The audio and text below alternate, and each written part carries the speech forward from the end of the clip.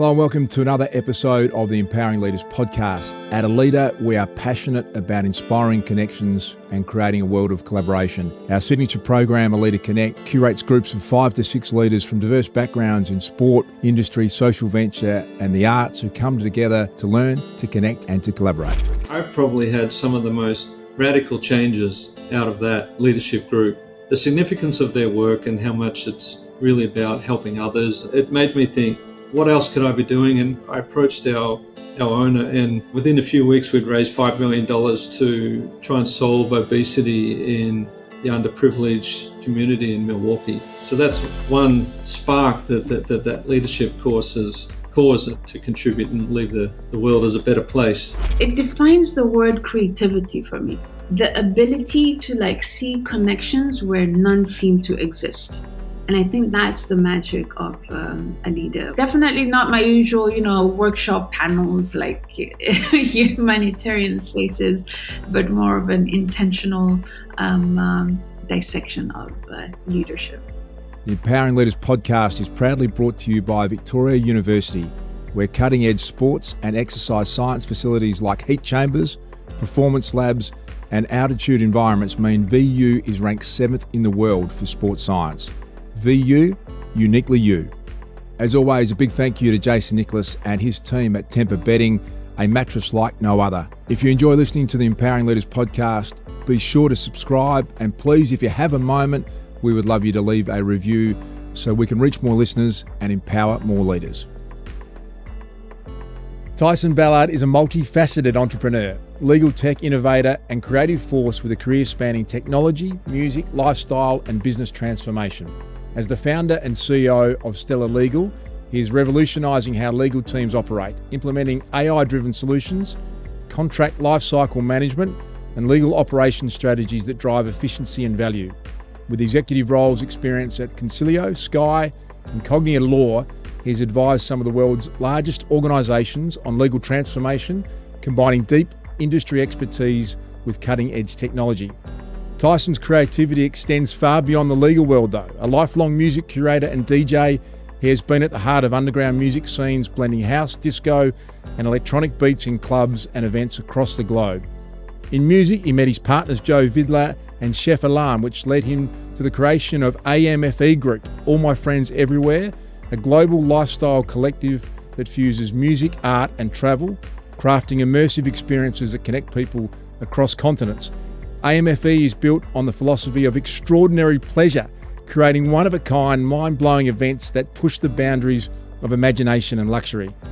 AMFE's success led to the creation of a family office investment arm, strategically diversifying into real estate across Europe and Asia, as well as high-growth tech startups like MoonPay and Nilian. The portfolio also includes biotech with Terran Biosciences and innovative mobility solutions with the Amble project, which is redefining the golf cart experience. Tyson's entrepreneurial ventures include Timeless Garage, an award-winning bespoke automotive workshop in Portugal, specialising in the restoration and customisation of classic cars. The shop's creations have been featured in high fashion campaigns for Valentino and Louis Vuitton, as well as making their way onto the cover of Playboy magazine.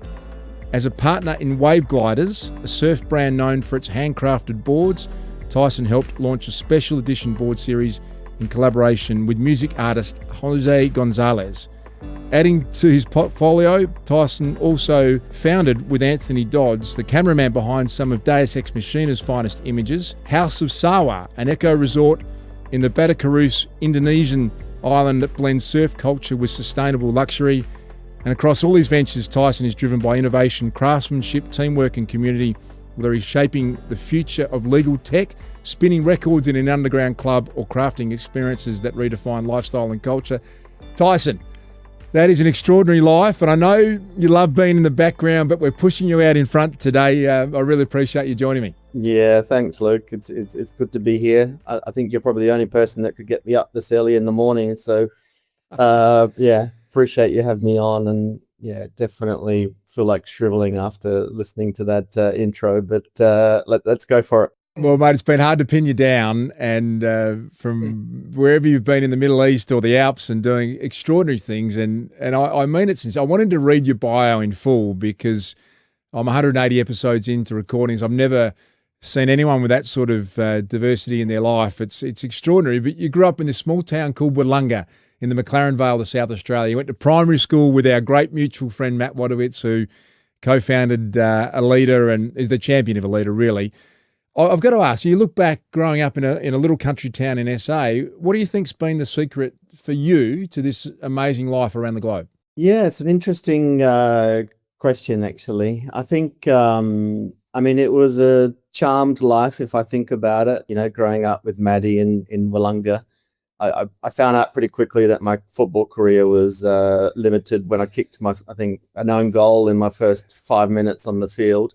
Yeah, and I think there was something in me, even just as a little child, to go out and explore the world. And, I quickly latched on to American culture and films and, episodes of Seinfeld and Friends and things like that growing up that I think always made me want to explore, and I was pretty lucky enough to have parents that thought the same, and we spent a lot of time overseas as a kid, whether it's in Bali or Europe or Asia, and I think it gave me this curiosity for exploration. That's kind of what led me to leaving as a pretty young kid, I guess, or teenager.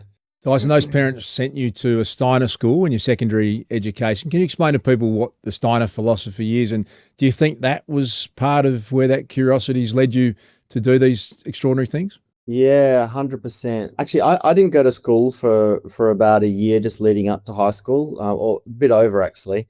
We were traveling in Europe, and I think my parents coming back thought that maybe going into a state school system, probably wasn't the best environment for me. And I still remember like going to the Waldorf school up in Mount Barker in outside Adelaide.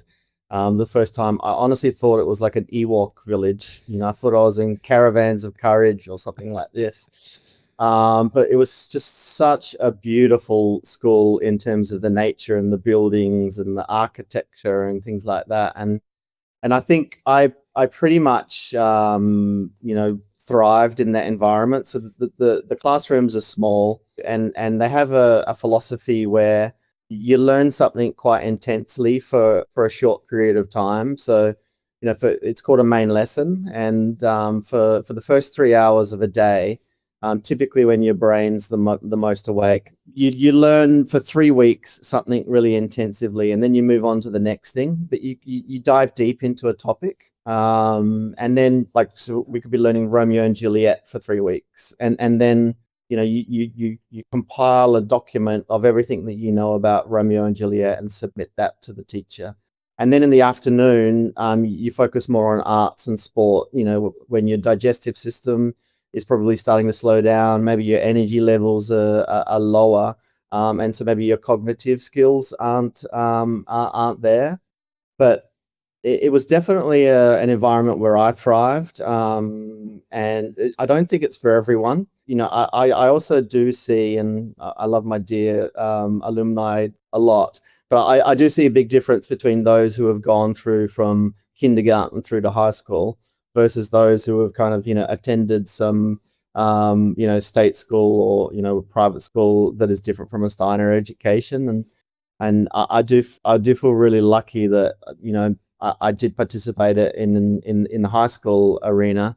But I think I would have been a different person if I was there since kindy. I want to dive into that. You're a father of two yourself, and we see parents around the world are often obsessed with the marks. Or in Australia, it's your ATAR and the score that you get. But I think when I've got older, some of the most creative people and happy people, one of my closest friends I've had on the podcast, Craig Ellis, school just wasn't for him, but he's got this brilliant creative brain that takes him into so many, reminds me a lot of you actually, so many creative spaces. So what do you think as a parent? What's your solution to education? How do we get it right? Yeah, that's another good question too. Actually, my little ones are not little ones so much anymore. They're changing schools next year, and they've been at a Swedish school here in Portugal, and now they're going into a borderline, I would say, kind of private Cambridge education, but maybe with a slight Steiner twist to it. So I've been delving a bit deeper into the curriculum and things like that. And I think probably in the world that I live in, which is quite an AI-led environment, I'm quite worried about setting up our kids for future success. 5 years ago, it was like everyone should learn how to code. But by the time that these guys are finishing school, there will be no coding. But what I am kind of, deeply worried about is that the curriculum, hasn't really changed since, incremental change really since, the 20s or 30s. And the idea of them, sitting in a 4x4, concrete box for 6 or 7 hours of the day and, write it on a blackboard and copy it into your book and now you learn it. I think it's obviously progressed since those days, and now it's a lot more, interactive learning. The kids are learning at their own pace and things like that. But I guess my fear is that it hasn't changed as quick as probably the outside world has. But I think you need to supplement that with the parenting, right? Which is probably, teaching them, critical thinking and adaptability and exposing them to kind of different cultures and different things, and travel does that, and as you know, we spend a lot of time on the road. But yeah, like it does worry me, and I wonder if the whole education system at some point, maybe it needs its own Doge system where it goes in and gets shaken up and kind of with a blank sheet of paper. What do you think? You got two empty nesters and I know our kids have spent time with yours, like the beautiful kids. Like, what was your key to success? Yeah, it's a great return question, Tyson. And it's something that Beck and I thought about deeply. And I looked at the Steiner and the alternative. To me, the one thing in the world that needs disruption is education. Almost everything else has been disrupted. And with you, sometimes there's a sadness when I look at kids and you open the textbook and you're right, it hasn't changed. The rote learning's still there. And there's the number one TED talk in the world is about schools killing creativity. And I think as parents, you get to see little parts of that creativity die in your kids. And I think probably exactly what you said is, how do you keep that alive in your own home? How do you give them experiences? How do you potentially travel with them or be around them enough that you can do that? Because there's also the stability of supporting your kids in their passions if ours are pretty sporting focused. And so, yeah, I love brains like yours that didn't have necessarily the regular education. I can see the genius in something like yours, which is, there's so many questions to jump off. I want to come back to AI because I'm fascinated in your thoughts on AI. But I look at you and I know you had this brilliant maths brain. You still have got a brilliant maths brain and a brilliant music brain. Very few people on the planet, I think, get them working at the same time. Did you always feel like that was a bit of your superpower, that you had these two really different ways of thinking? Yeah, like actually, I think mathematics is quite similar to, there is a lot of mathematics in music. And I come from a percussion and drum background. I have always loved this combination of, I kind of think about it, and I don't know if it's right or not, but the right brain and the left brain, and kind of, challenging both to kind of, operate in equal measure. I've just always enjoyed maths in that you're solving a problem essentially, and it's got an answer, and I love getting to the answer. It's like a choose your own adventure, and obviously I went kind of pretty deep into statistics, and then applying that to rhythms, on the musical side, and as a drummer, you learn a lot about time signatures and things like that, and it is quite mathematical. Obviously, it's physical because you've got lots of things going at one time, and I've always just somehow just loved that challenge. My dad was a drummer, my grandpa was a drummer. So, and now my kids are learning drums, which is hilarious. It's very antisocial instrument to learn in the house, I'll tell you that. But I think it's a good foundation of kind of maybe applying some of the mathematics that you learn about either in school, or if you do have a curiosity to kind of, take it further and, still have something where you can collaborate with others in things like a band.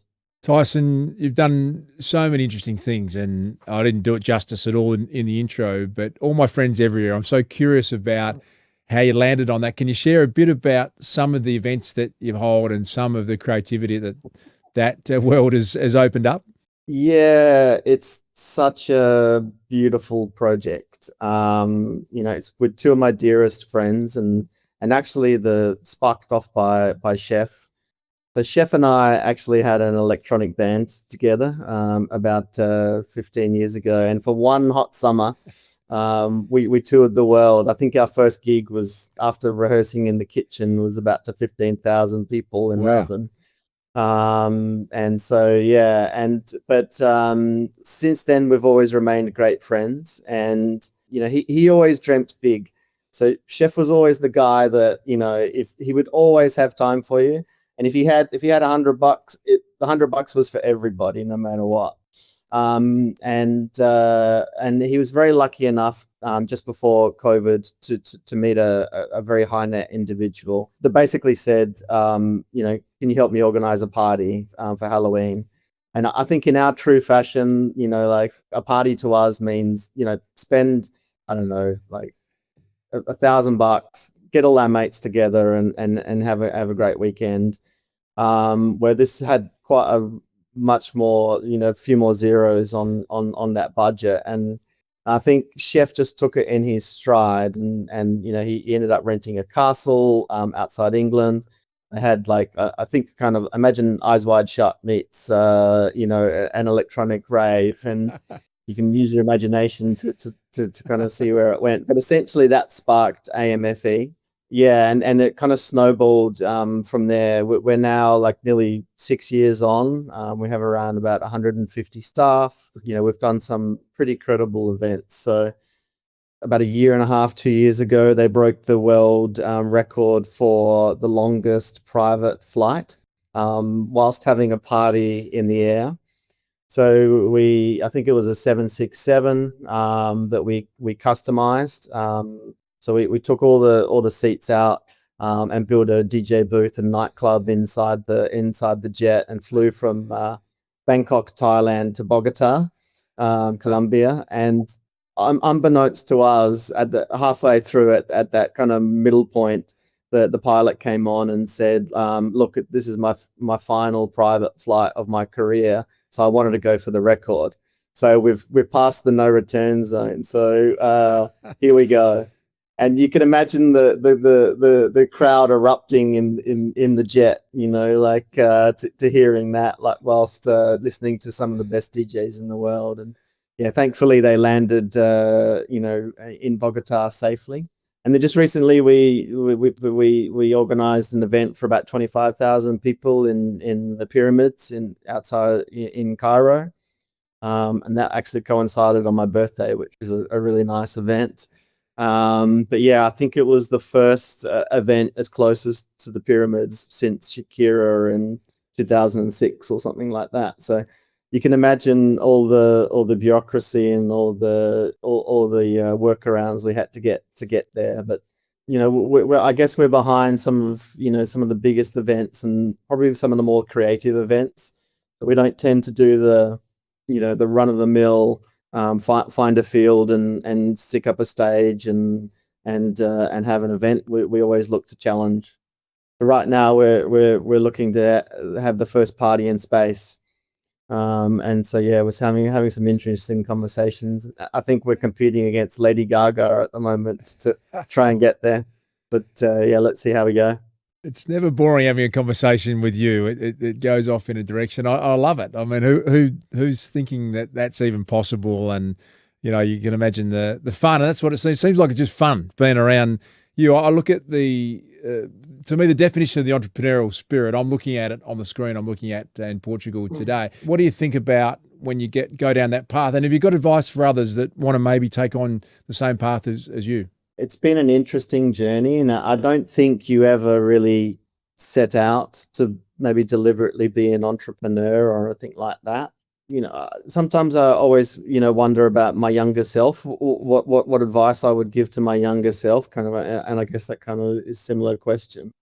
And, I think everything that I've done has kind of led me to where I've got to now. And I think my advice is, I've listened to a bunch of your podcasts as well, where, like you got a lot of guys that come on that, find one thing that they're great at, have the drive and discipline to kind of focus on that, and do amazing things, and, world champions and things like that. And that's amazing. And, even in my leader group, there was, guys like Amit and Troy who were, and Vanessa as well, who were just like, just amazing human beings. But I think probably mine has been a little bit different. It hasn't been a single trajectory, and I guess the advice is that's okay too. You can still have success. Success can maybe be defined in a different way for you. It doesn't need to be gold medals or a single career or anything like that. And I kind of have enjoyed the process of being curious about many things. Maybe I'm a master of none, I'm not sure, but either which way, I've had a lot of fun along the way. And in terms of success, happy family, living a wonderful, colorful life, like I think I definitely have had it. And I think probably maybe the other piece of advice is, like, I felt like every step of the way I've been where I've meant to be.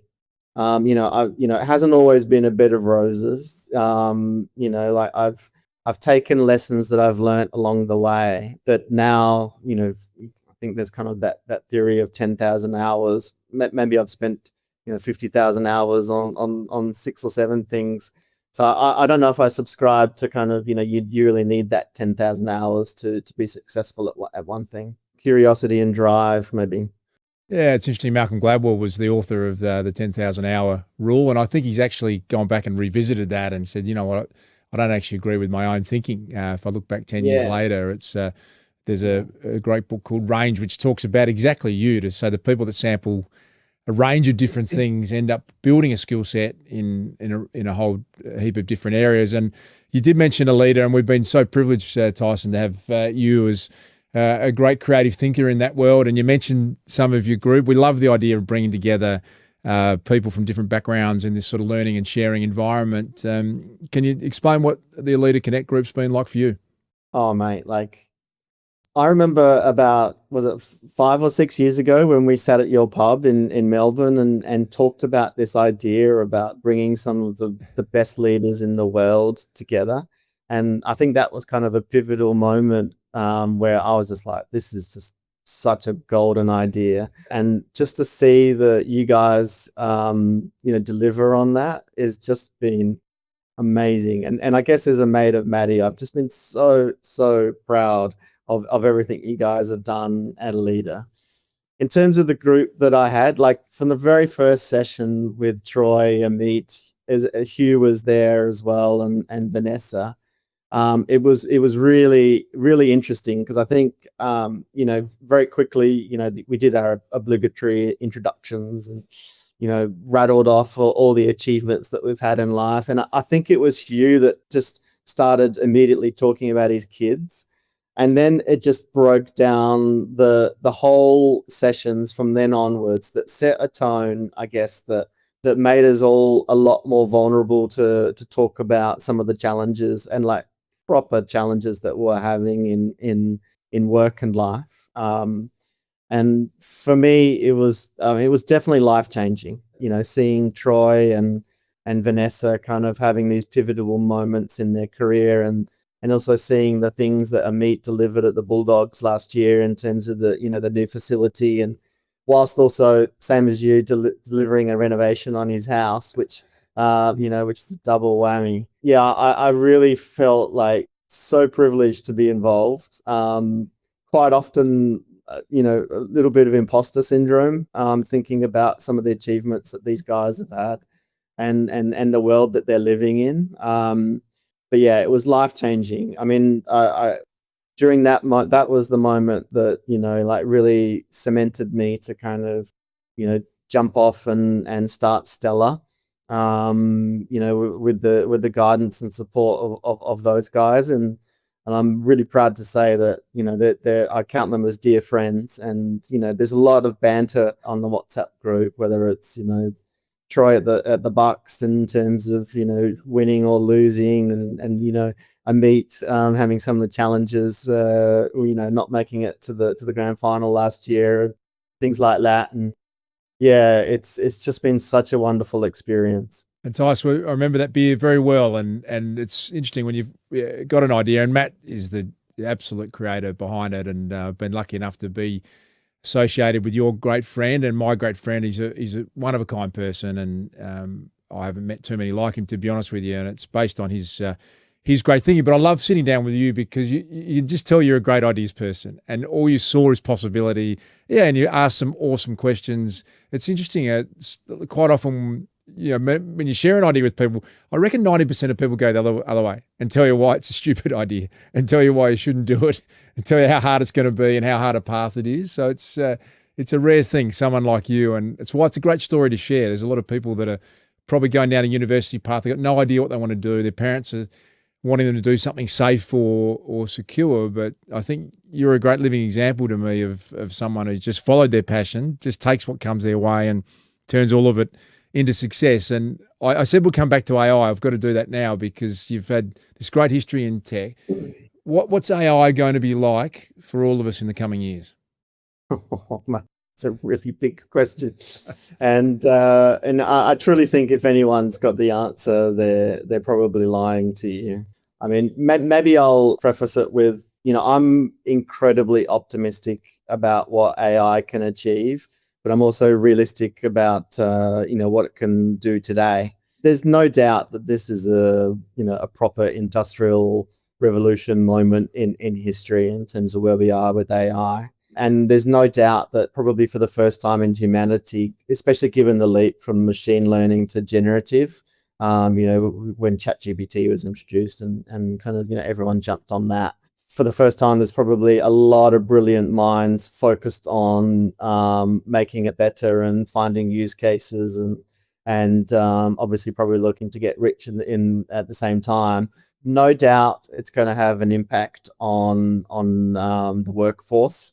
I probably spend at least 30 hours a week talking about AI to clients. And I don't go into one phone call where, with a potential client or an existing client where AI is not mentioned now. If I cast my time back to 2-3 years ago, it wasn't like that. It was more around data and, some of the kind of like maybe some more of the kind of process orientated challenges. But yeah, I think across every single realm, from sport to creative, to business, to finance, to health, to education, I think there's just a wonderful opportunity to enrich the lives if we use it in the right way. But then also it's scary because it's a bit of a out of control bucking bronco. That if we don't approach it in the right way, could be potentially harmful towards towards humans. And so yeah, I think we need to approach it with some care and some thought and thinking about how we use it to enrich the lives. I feel like having this untapped, limitless knowledge is a very powerful tool. And we just need to make sure that we apply it in the right way. But I am incredibly excited about it. Obviously, I've built a business around it. I love right now being able to find kind of, today, what are the practical applications of it, and especially in the field of work that I've kind of, that I've focused on in law. Are you playing around with it in your daily life? Are there things that you now do that ChatGPT is the obvious place to go, or is there other sort of micro things that you're already seeing that are working for you? Yeah, like, so, I mean, Stellar, the company we founded a couple of months ago, we're partners with a bunch of kind of leading AI tools for legal. They're focused predominantly around, I guess, making the practice of law more efficient, whether it's contracts or knowledge or research or some of the kind of the process and kind of workflow orientated tasks. Most of the organizations, when you're talking about law, it's quite a private environment. Obviously, you're dealing with privileged and highly confidential information. So a lot of them don't tend to go towards ChatGPT. However, I would hazard a bet that nearly all of them are going. It's ChatGPT in terms of kind of their own their own environment. And I guess, like, I've always been fascinated that law has been a bit of the last bastion of adoption for technology. The mystification of what lawyers do, and I'm sure you've dealt with a few in your day. It's quite smoke and mirrors. If you think about it, and being able to kind of enrich that environment with AI is something that is incredibly challenging, but also incredibly rewarding. If you think about the happiness levels of lawyers, it's an environment that is probably one of the most unhappy work mental states, and if we can do something that makes the practice of law more happy, then and more efficient, then I feel like we've done our job. We all are born different. As we grow, the experiences we have develop into outlooks uniquely our own, charting our life's course. No one sees an idea, opinion, or opportunity like you. And no one sees you like VU. Victoria University. Uniquely you.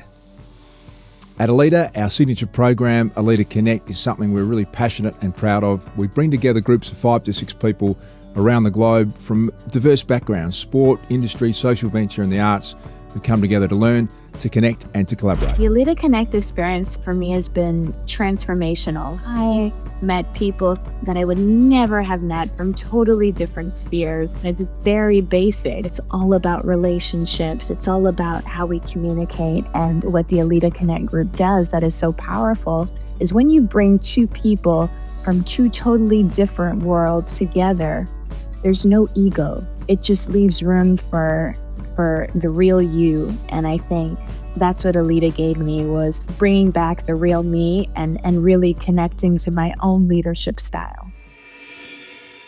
Loving the opportunity to sit down with people like you and delve into their thinking. And we've got these patterns that we've seen across the work we do at Alita, and starting with self-leadership. What's the way you fill your cup up in the busy life that you've got? Is there a routine or something you go to make sure you're feeling your best? In terms of routines, well, I've got my cup of coffee right here, mate. So yeah, I tend to start my day with a good cup of coffee. I wouldn't say I'm the earliest riser in the house. Like, typically the kids are up before me because I'm a lot on the road, and it's a lot of late nights and early flights. I really rely heavily on a lot of vitamins. So, omega, I take a lot of mushroom, Paul Stammet immunity tablets, and pine bark extract, and I think I probably have a regime of around about 60 vitamins that I take every morning. Wow. And a good cup of coffee. That tends to keep me energetic. I am quite conscious also, this is something we chatted about at Alita, around balancing energy levels and not expending all of my energy in the work life, and ensuring that I'm there and still energetic at the end of the day when the kids finish school, or when they're playing a bunch of tennis at the moment. So even after that, and same for once the kids are in bed, can't say I always do the best job at that one, but I definitely kind of, it's something I think about and am conscious about. And I think probably recognizing those moments where you really need high energy, whether, through my calendar, there's probably about 5 or 6 meetings that, I really need to nail in a week. The rest, I can probably kind of operate on, 70, 80% energy levels. And just, I guess, the conscious, maintaining of those energy levels is something that I kind of focus on. Fascinating way. I'm not surprised you think about it differently. I haven't had anyone answer that around. You can maybe have an idea of what you need, and there's 6 key things for the week that you want to be 100% on, and saving energy for your kids is a fascinating way to think about it. And I haven't heard anyone answer in that way before, but it makes sense when I think about exactly how you're living. Is there one thing that you've always done as a leader that you never would change in any of the disciplines you've been involved in? First of all, on the team side, I've always made sure that you have people from diverse backgrounds, diverse cultures, thinking differently, that make up a team. And I guess I do come from a bit of a sporting background, so I'm kind of quite conscious that you don't want to all have strikers in your team, or full forwards or anything like that, because if you do, you spend your whole time managing the egos. So as a leader, I have really enjoyed the creating of diverse teams, and I think that is something that I've really enjoyed, and I think seeing them thrive and grow has probably been some of the most rewarding parts of my career. And I think probably the other one is to see them thrive and grow, you really need to have great listening skills, and you need to empower them. I think you need to have honest conversations in terms of their performance and, where they can improve, but that should be done in a constructive way. But, a lot of these things you tend to forget about, once you're kind of busy running a business and you've got all the pressures of performance. So I would say, listening skills, diverse teams, and empowering them to kind of, be the best that they can be. Have you got a story of a visionary leader that's inspired you in the past and you felt compelled to follow their vision in any of the things you've done? Yeah, I've been really lucky enough to work for many, or work alongside many and seen many. If I was to say one, probably a pivotal one is a guy called John Ramage. I think he even played a couple of games for Carlton back in the day.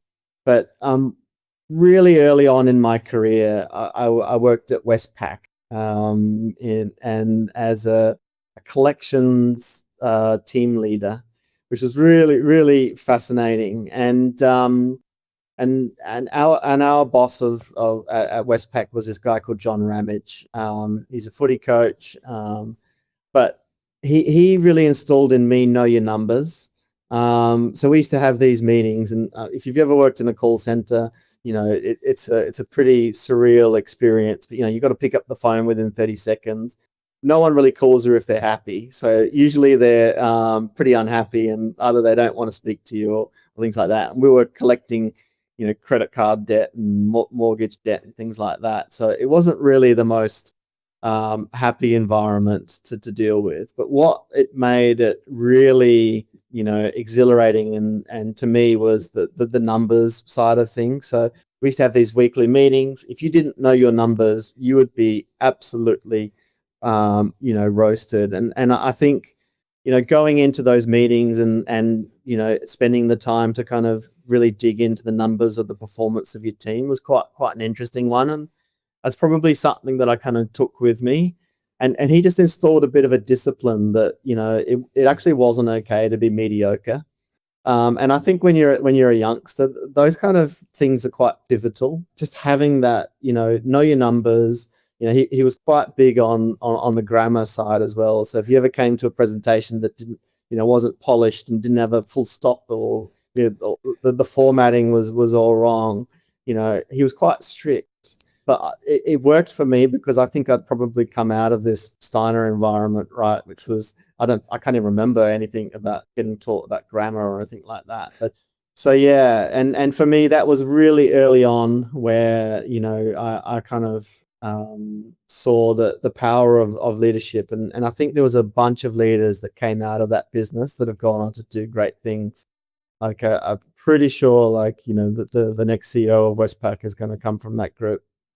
Yeah, it's fascinating, isn't it? I love that impact, isn't it, of someone that has obviously stayed in your mind all these years and had an impact, and it's the little bits of leadership that stand out. You strike me as inherently curious in everything you do. Do you actually carve out time in your day to be curious? And can I ask, how do you implement that into the things that you do? I am incredibly curious. So I probably read about 5 or 6 books a week, mainly on Audible.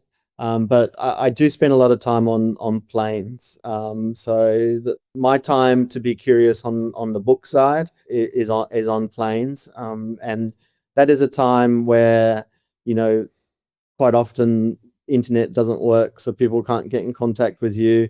And so it is a bit of a time for yourself. And so I do maximize that. I do carve out time for myself as well, whether it's in the morning, taking the dog for a walk. I kind of dive deep into topics, and I've rediscovered my love for tennis. So I'm spending, about 2 hours a day playing tennis, which is something that, you really need to be present for. And I'm really enjoying having something that isn't digital, where I can kind of focus on, be present. It's physical, it's cognitive. It's incredibly frustrating, but then also incredibly rewarding. And I've been really enjoying kind of the journey of, even as a much more senior individual, trying to kind of, get better at something. But yeah, I definitely kind of carve time out of my day, every single day to do something that is new, essentially. I've got to get a book recommendation from someone who's consuming the amount of books you are on an annual basis. What's the one, if you're going to recommend one to our audience, what should we read? I've just finished reading 2 really amazing books. I can't remember the author, but one was called Chasing the Scream, which is about the history of the war on drugs. And it's told in a story format, and it's just fascinating what governments have done and how it started, and like experiments like Portugal, for example, that decriminalized everything nearly 30 years ago now, and then from some of the terrible things that are happening in Canada and the US in terms of drug addiction and things like that.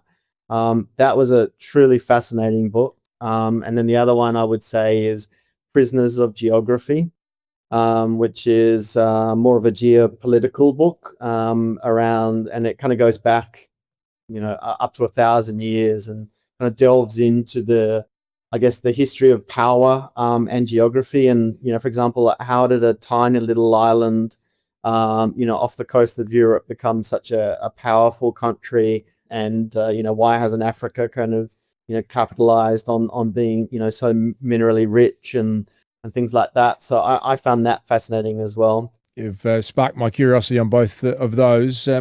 We're a bit obsessed with collaboration. It seems like you've got plenty of great collaboration in their life. Is there one that jumps out at you? Yeah, I mean, probably AMFE is just a really exciting collaboration. If you were to spend time with the 3 of us, maybe as a fly on the wall, you'd be like, what are these guys talking about? You cannot do that. But somehow we always seem to make it happen. We've done some just things where, I even I didn't think it was possible. And I think, thriving off that energy that, that I guess that lifts you up to unlock some of that human potential. And I think you can only get that through, bouncing off ideas and helping each other step on, to get to the next level. Yeah. So I would say, the collaboration on AMFE is a big one. Right now we're trying to reinvent the the Nile cruise. So after Egypt, we spent some time on the Nile, and we were like, I think this Nile cruise situation could be done a hell of a lot better. So we're exploring a project around, taking the Nile cruises to the next level, which is really exciting, really challenging, and a long way from home. But, spending time collaborating with locals on that one, and thinking about what is the art of the possible there.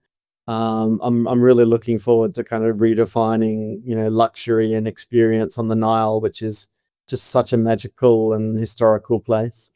That sounds like a trip to find your way onto. I mean, you've got 150 staff in AMFE. You've had legal businesses all around the world and home base in South Africa. How do you go about your communication when you're running so many different spaces? Have you got a mantra that you think about with communication? I think when you're living in an environment where nearly everyone is remote, you need to find ways that bring that personal kind of touch or personal interaction or water cooler conversations into your daily life. And so I think in the beginning of all of this, I tried to have a lot of more just meetings where online that were more of a social occasion, and that didn't really work. So now actually I spend for nearly every meeting, 10 to 15 minutes just shooting the breeze with everybody. And I think if you live in this environment where pretty much my life is, if I'm not playing tennis or surfing, it's 30-minute Zoom conversations or Teams conversations, back to back. And so I've had to find a way to find that personal connection with my team that you'd probably find at the local pub afterwards, that you can't get when they're sitting in Buenos Aires or Bogota. And so finding that personal digital connection has been really important. And carving out time in the meetings to ask about family or the football game or the wedding or the holiday or something like that has been really important.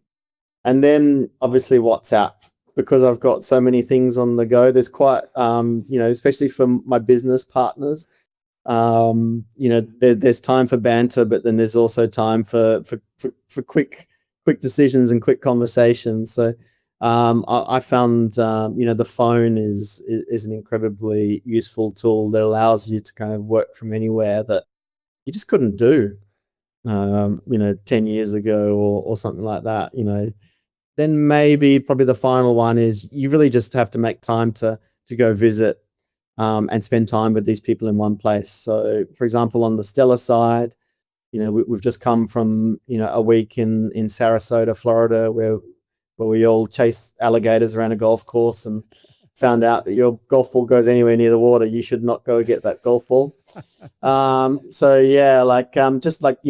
Finding those times where you can get together and do things socially is really important too. And even if you can't do that every day, finding a couple of times a year that you can kind of all get together. Who's been the greatest leader in your life? Who has been the greatest leader in my life?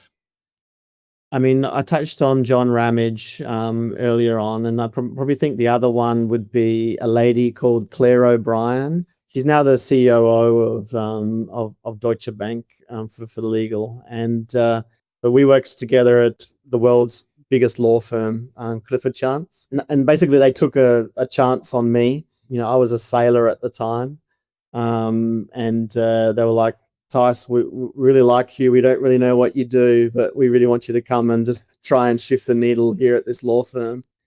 And without the support of her, and her guidance and the time that she spent to kind of introduce me to the world of legal, I wouldn't be where I am today, that's for sure. She is a force of nature. Quite often people say, if you want to storm the hill, you call Claire O'Brien in our industry. And she's someone that is also very much in the background. She doesn't like being in the limelight. She doesn't like going to conferences and things like that. Quite often she's too busy. And she's also from Glasgow. And so half the time you can't understand anything she's saying. But it's just, she is such a pleasure to work for. And she pushes you like I don't think anyone has ever pushed me in a leadership role. I still remember her interview where I was on, because I was a sailor and based out of Monaco, and I remember like sitting on the bow of the boat and saying for like the fourth time in a row, like, look, I'm really sorry, but I can't. Could you ask that question again, because I don't understand what you asked. And but yeah, thankfully after a bunch of years now, I'm pretty good at picking that Glaswegian accent and understanding what they're saying. But it still does involve some moments of lip reading. What a champion. I love asking that question, because there are these great heroes that change people's lives out there, and clearly that, someone that's forefront of mind for you. We are in the Alita world. We love what collaboration does, and seeing people come together like you and Amit Baines and Hugh Van Cuylenberg and Vanessa Ford. What an incredible person, a great friend of yours, and Dr. Troy Flanagan as one example of collaboration. But you've got so much variety of interests, from music to the legal world. Has there been someone you thought, wow, that's the person I'd love to collaborate with? Is there a name that jumps to mind? Oh, who would I like to collaborate with? I'm quite lucky enough to spend some time with some guys that are in the film industry, and I think with the music world, you can't see it behind me, but I've been collecting vinyl records since I was a tiny kid, and I've been fascinated by soundtracks. I love making music that is cinematic and story led, and I have been obsessed for quite a long time about film. So I think if you ask me who I would love to collaborate with, it'd probably be someone like Quentin Tarantino, or the guys that are kind of just making like super cool films. And I would love to do a soundtrack for a film. If I was to live my life over, like I'd love to kind of delve into that topic and have the opportunity to do some scores. I've done a couple of little scores over my time, for kind of up and coming film producers and some adverts. But I would love to do, like something where, big blockbuster, Hans Zimmer, kind of a score for someone like Quentin Tarantino that has just such a cool film or something like that. So yeah, I'd probably say Quentin.